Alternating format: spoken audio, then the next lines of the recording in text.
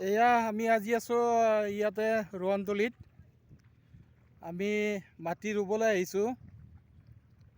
এয়া মই কেকে দাস আৰু আমাৰ ৰোৱনী দাদাদেউসকল আছে।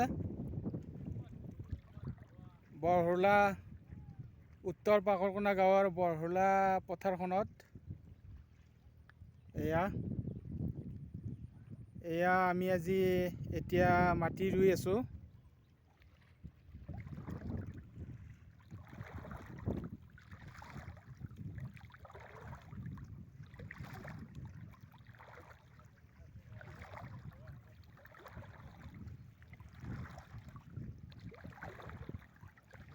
দাদাদেউ কেনে হৈছে? চেনী মাহত নাহিল নেকি?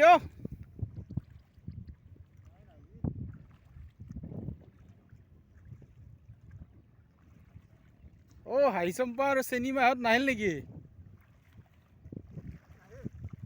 আজি নাই ৰোৱনতলীত ন?